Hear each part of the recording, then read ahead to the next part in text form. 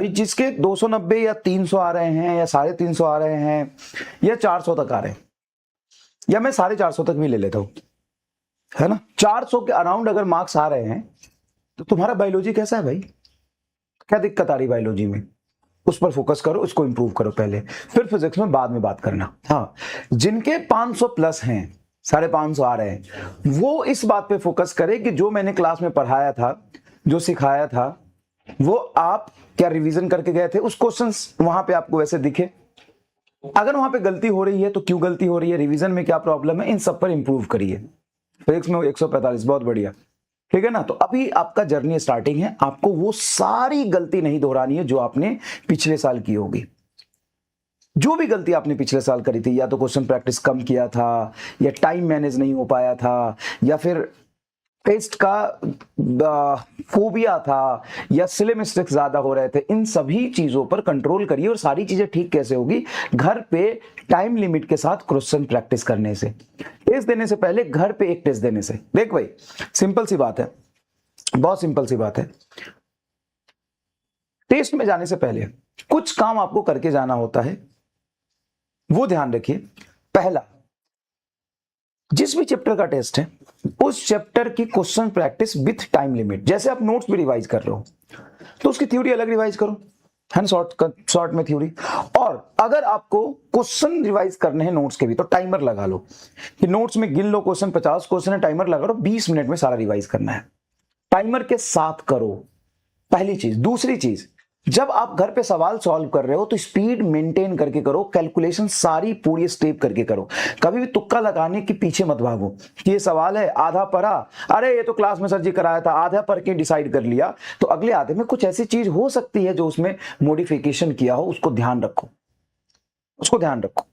अगर वो गलती कर दोगे तो प्रॉब्लम हो जाएगा। तीसरा, जिस भी चैप्टर्स का टेस्ट हो रहा है, जैसे फिजिक्स में 2-3 चैप्टर आ रहे हैं, केमिस्ट्री में आ रहे होंगे, बायो में आ रहे हैं, आपको बहुत सारे बैच के ना एक्सेस मिले हैं, या फिर ऑफलाइन में बहुत सारी कोचिंग होती है, आपके कुछ दोस्त होंगे, या फिर ऑनलाइन में पीडब्ल्यू के भी बहुत सारे बैच होते हैं, वहां जाओ, वही वाला टेस्ट उठाओ। वही वाला टेस्ट मतलब सिमिलर टेस्ट नहीं मिलेगा, लेकिन उस सिलेबस पे टेस्ट पिछले साल भी तो हुए होंगे, पिछले बैच में भी तो हुए होंगे, उसको एक बार टाइम लिमिट के साथ अटेम्प्ट करो।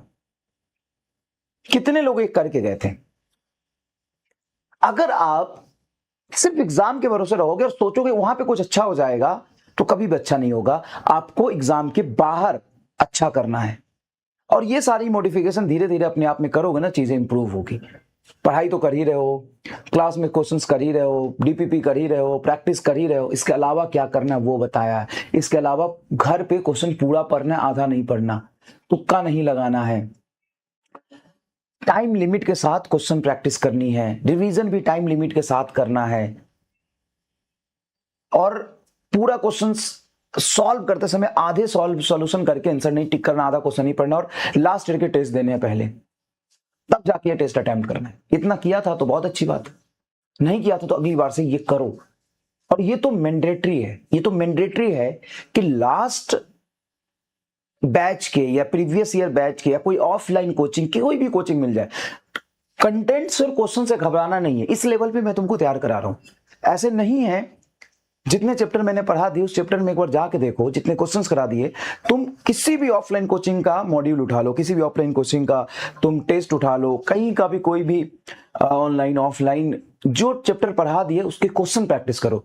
मैं ये नहीं कहता हूं कि अंत कर दिया मैंने, सब कुछ पढ़ा दिया और सब खत्म कर दिया, मैं भी इंसान हूं, कोई चीज नया किसी ने सोचा होगा, नया क्वेश्चन फ्रेम की होगी, नया तरीके का लैंग्वेज बनाया होगा, है ना। सब्जेक्ट में कंसेप्ट कोई नहीं चेंज कर सकता, लेकिन सिचुएशन तो चेंज कर सकता है, नया लैंग्वेज तो सोच सकता है। तो एक्सपोजर सारी रखिए, लेकिन ये पूरा कंप्लीट करने के बाद ऐसा नहीं कि एक्सपोजर के चक्कर में सिर्फ एक्सपोजर ही चल रहा है और क्लास में जो हो रहा है वो पूरा नहीं कर रहे हैं।